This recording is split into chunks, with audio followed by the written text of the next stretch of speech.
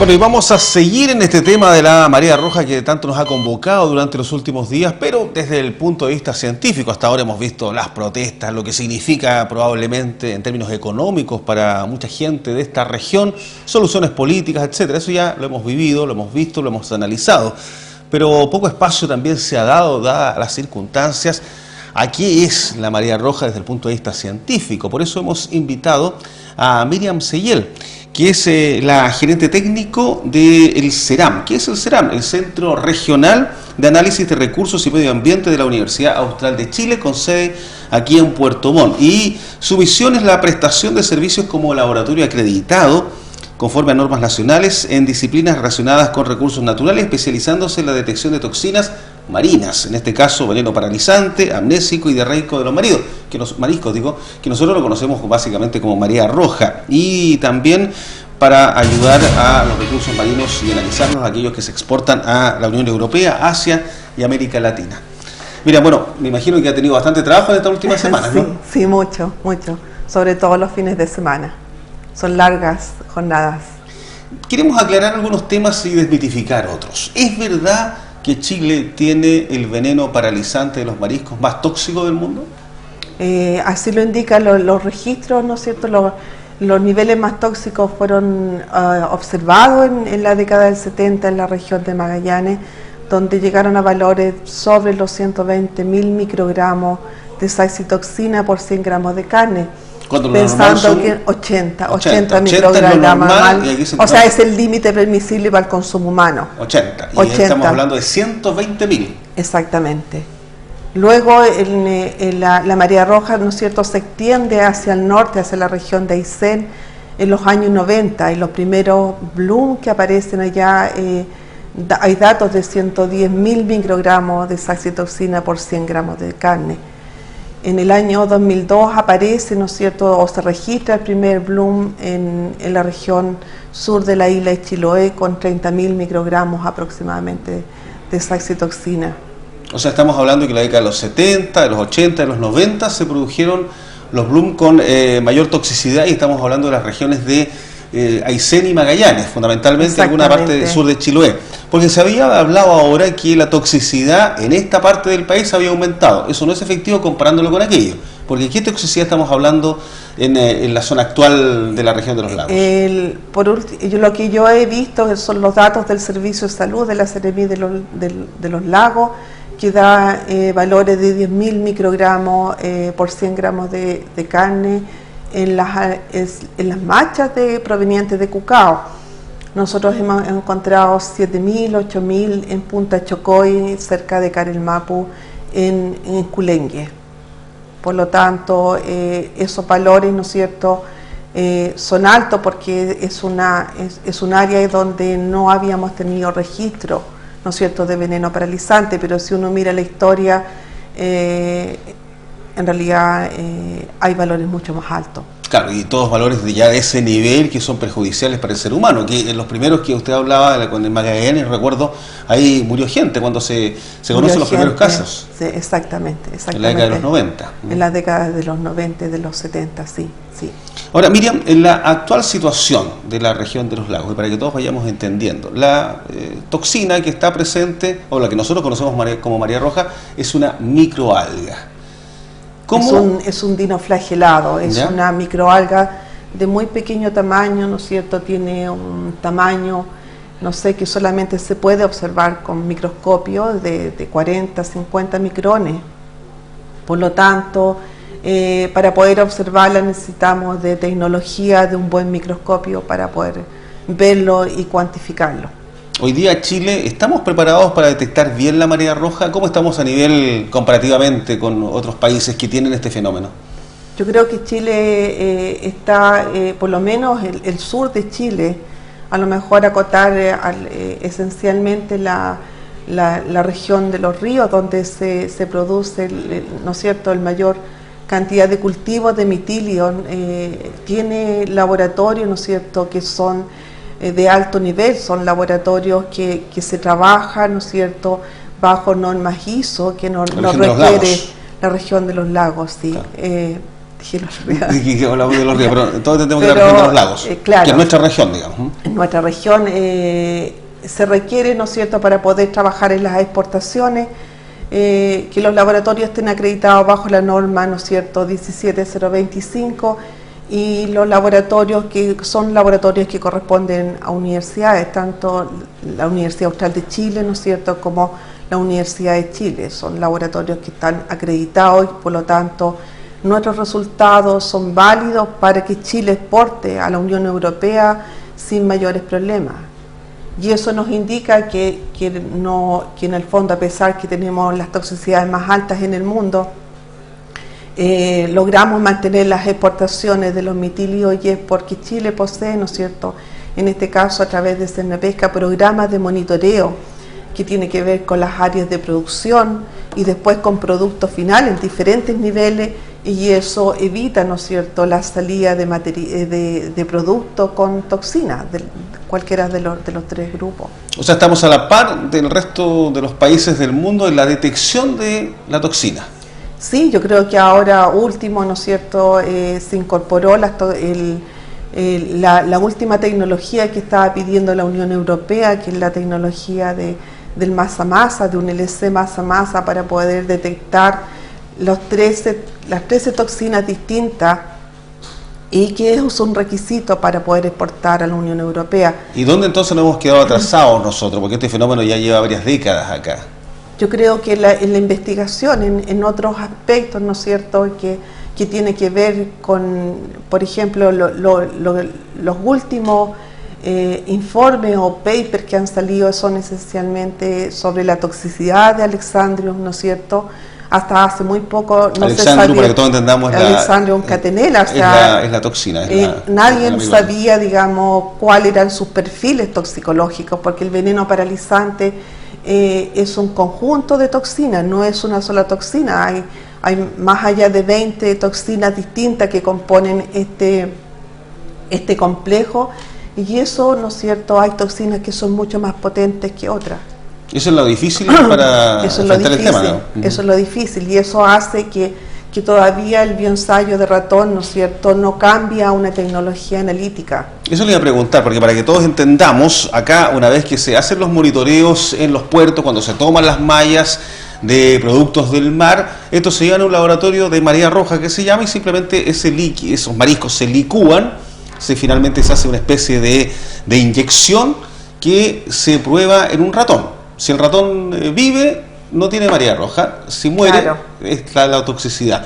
Eso que pareciera bastante arcaico, usted me dice, es la única forma de detectar fehacientemente hasta hoy día la presencia de la toxina en los mariscos. Exactamente, o sea, si miramos, por ejemplo, España usa el bioensayo en todo el manejo de las rías de gallego. Yo me imagino que el cambio de tecnología viene en un corto plazo. Estamos hablando, ¿no es cierto?, de a lo mejor 2 o 3 años más. El cambio de tecnología va a venir, pero hay una serie de otros aspectos que hay que solucionar. Por ejemplo, los estándares de las toxinas en este minuto. En el caso de las toxinas lipofílicas, ¿no es cierto?, los estándares se compran. Hay 2 partes en el mundo que se compran, que son Canadá y España. Por lo tanto, nosotros necesitamos importar los estándares, ¿no es cierto?, a nuestro país, con el costo que significa eso. Y adaptar toda nuestra tecnología y adaptar y capacitar.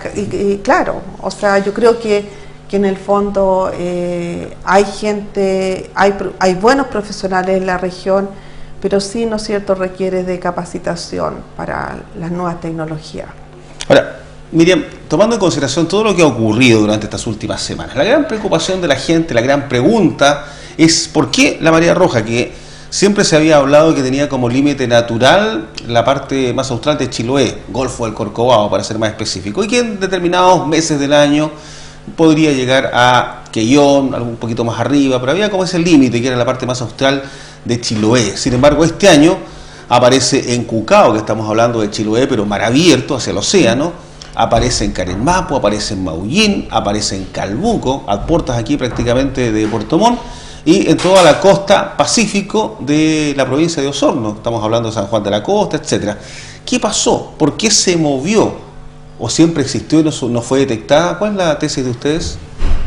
Mira, hay diferentes aproximaciones al tema. Yo creo que ese es una de las grandes características de este evento, que sea oceánico.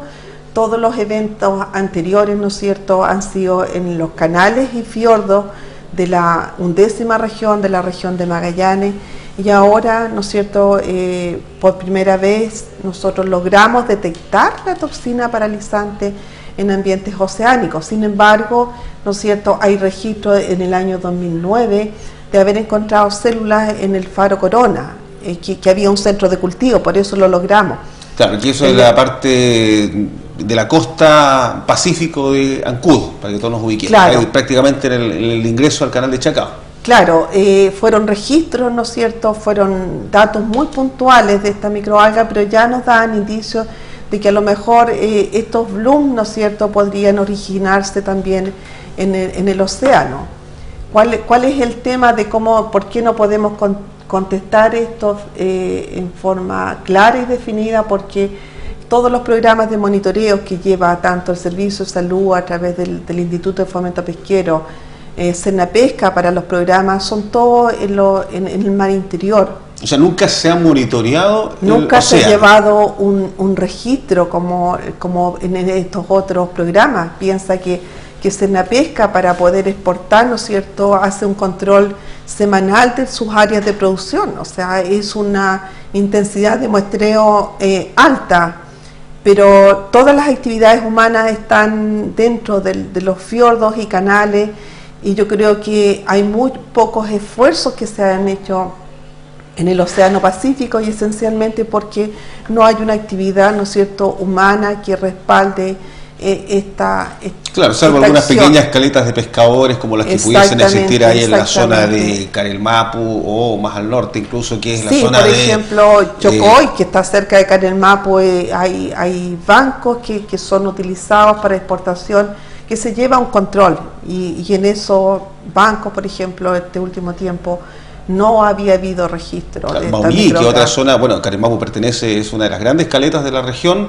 Pequeña me refiero en el contexto de lo que es el océano, pero es una de las grandes productoras de mariscos de la región de los lagos. Carelmapu, uno imaginaría que debería toda esa zona estar siendo monitoreada, por lo tanto el desafío sumo ahora es monitorear el océano, el Pacífico, ¿no?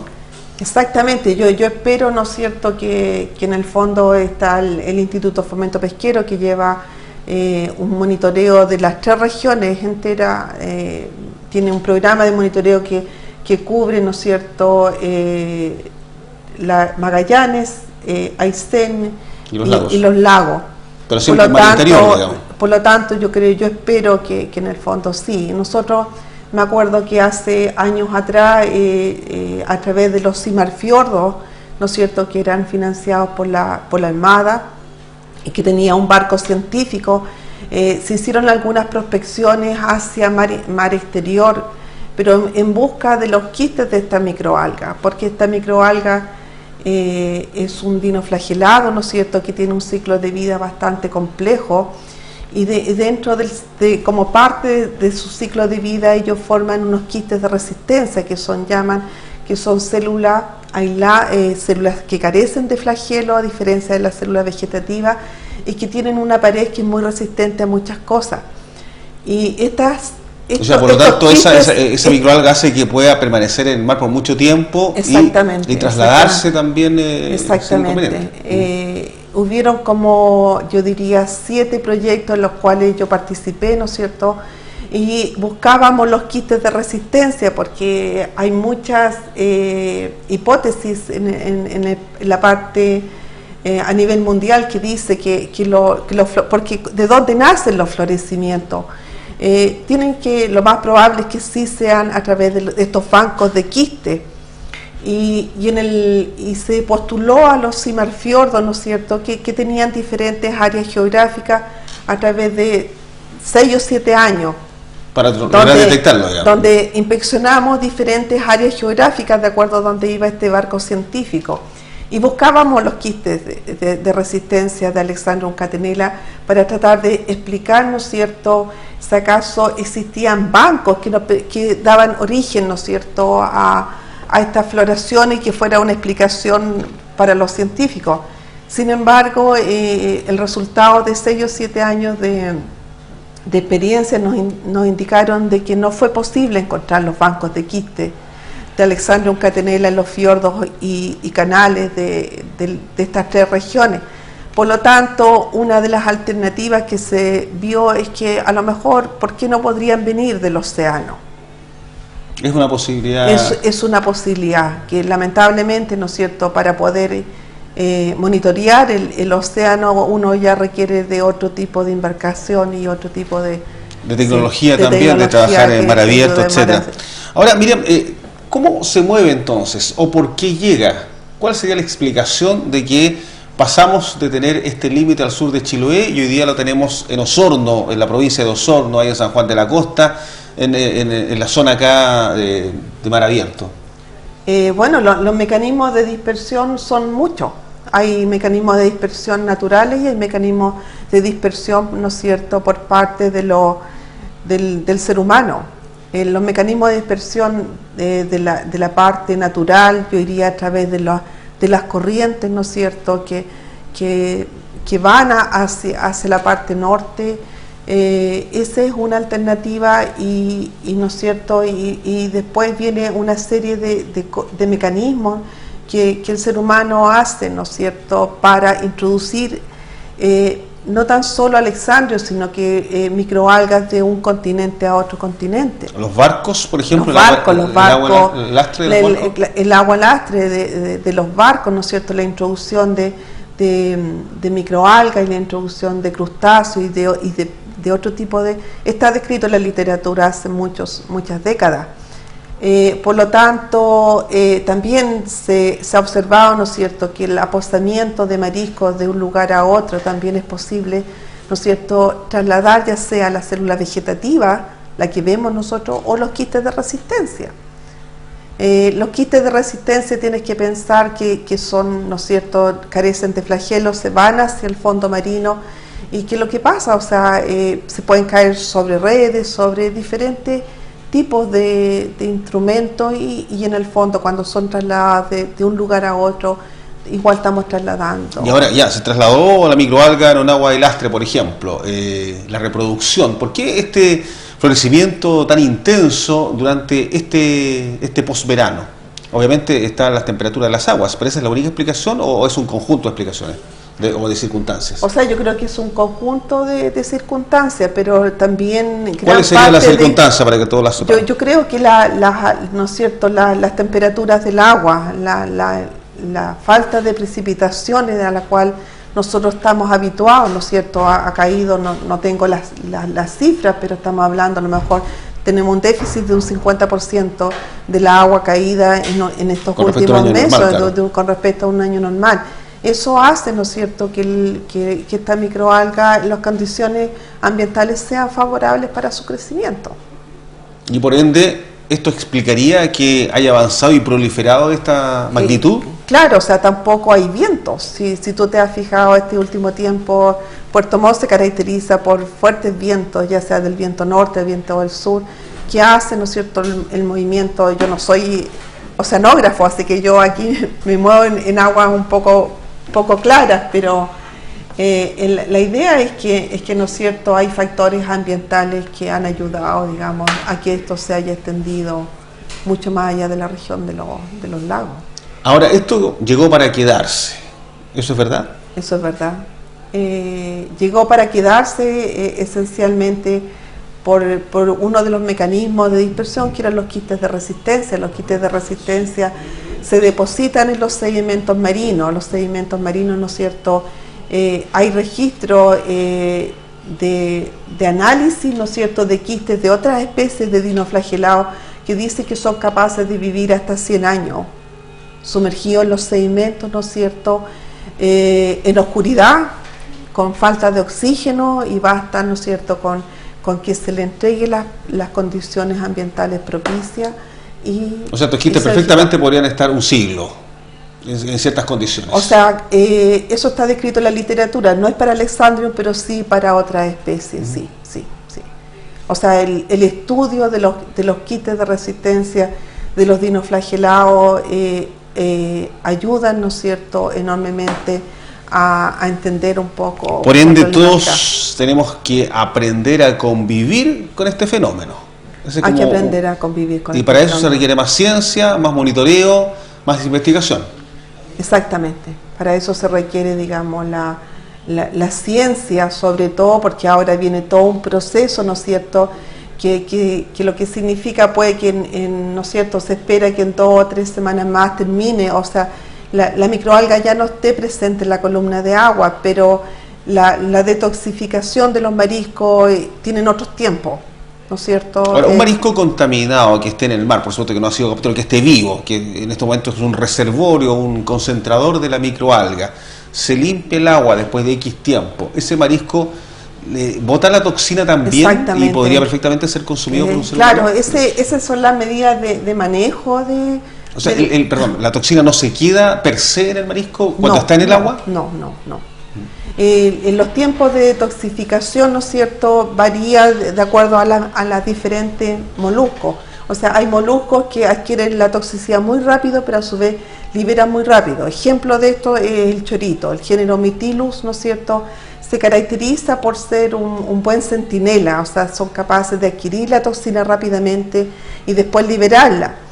Porque la toxina se acumula, porque como es parte del alimento, se acumula en el hepatopáncreas y luego migra hacia los tejidos. Entonces, la ciencia ha ayudado, ¿no es cierto?, a saber qué es lo que se hace con los mariscos. Una alternativa, ¿no es cierto?, es dejar que se depuren o detoxifiquen solo. Otras medidas, por ejemplo, que se han implementado en la región de Aysén, que se permite la extracción, ¿no es cierto?, de culengue con 500 microgramos, siempre y cuando vayan a planta. Y el culengue, ¿no es cierto?, en planta siempre se procesa sin el hepatopáncreas. Cuando uno le saca el hepatopáncreas, uno reduce altamente la toxicidad. O sea, ya estamos metiendo la anatomía ahí del molusco. Pero son medidas de mitigación. Claro, ¿no que se han utilizado y que hay experiencia al respecto. Pero, por ejemplo, tú no le podrías sacar los hepatopáncreas a los choritos. Si tú sacas el hepatopáncreas a los choritos, tú estás sacando a lo mejor el 50% de la materia o del tejido total. Correcto. Miren, ¿y qué pasa con los salmones?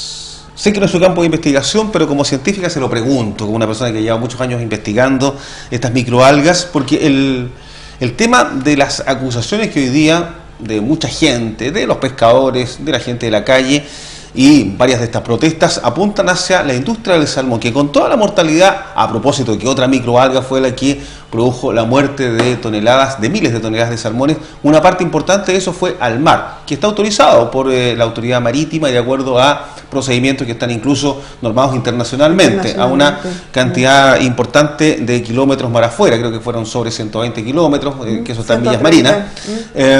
¿Eso pudo haber provocado e incentivado la proliferación de la María Roja? Mira, yo de verdad que no es mi campo, pero si tú me preguntarías si yo creo que por el bien, digamos, de todo el mundo, y yo creo que es algo que ya se va a empezar a hacer, es hacer un estudio, ¿no es cierto?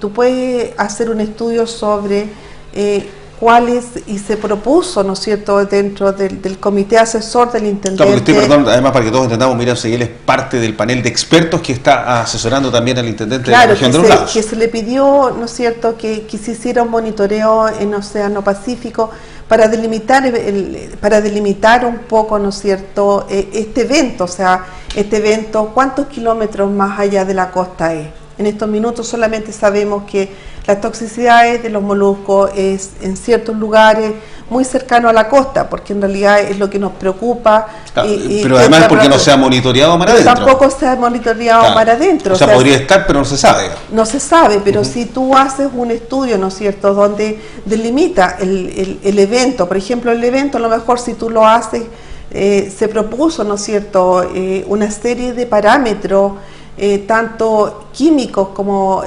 biológicos, que nos permitirían dar cuenta, digamos, de cuál es el límite. O sea, el límite está centrado en los primeros 5 kilómetros, 1 kilómetro, 10 kilómetros.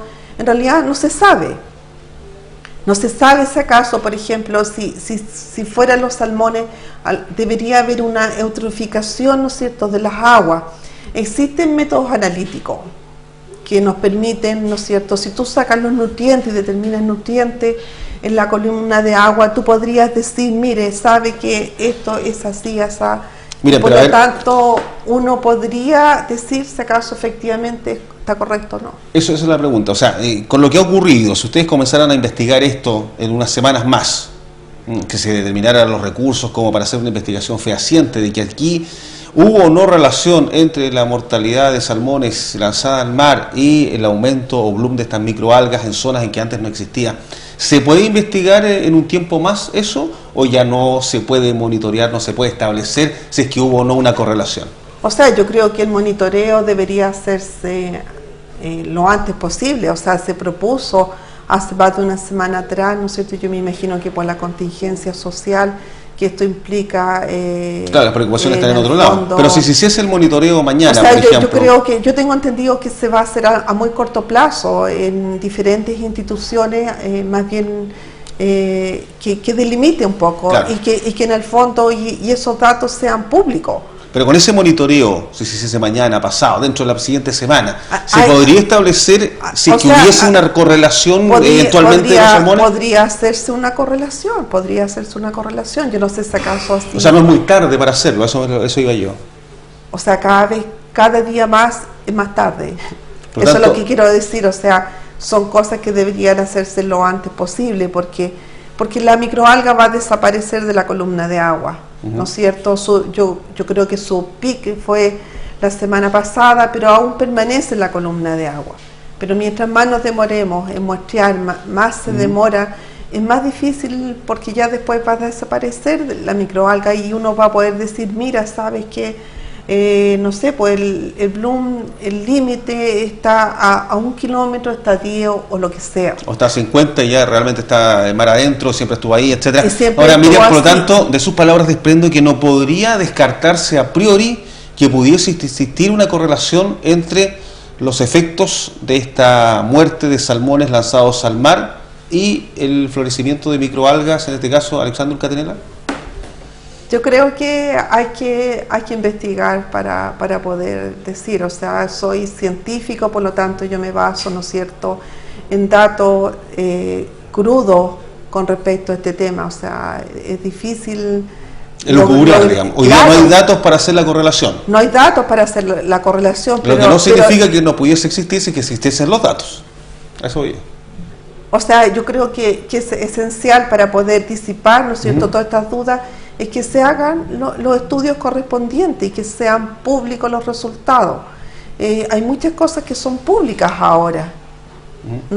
Por ejemplo, mucho de nuestro quehacer es público. Claro, y así debió haber sido siempre. Y así debería ser siempre. Y en el fondo, por ende, ustedes como Universidad Austral, probablemente la Universidad de Chile, todas las universidades que están haciendo ciencia en el mar, hoy día yo imagino tienen todos los elementos, los recursos y que les pusieran efectivamente el dinero correspondiente para comenzar estas investigaciones. Existen las capacidades técnicas y analíticas para hacer una investigación. Lo que pasa es que están en diversas instituciones, no puede decir, mira, solamente está esta en institución, sino que claro, debido a la problemática, ¿no es cierto?, no puede estar centrada solamente en un científico que por ejemplo, en mi caso, yo veo principalmente toxinas, microalgas en la columna de agua, pero hay gente que está al lado que son oceanógrafos o gente que son químicos, analíticos, y por lo tanto yo creo que entre todos se forman los grupos multidisciplinarios que nos permita estudiar. Investigar y determinar este tema. Bueno, seguiremos conversando sin duda más adelante, porque este es un tema que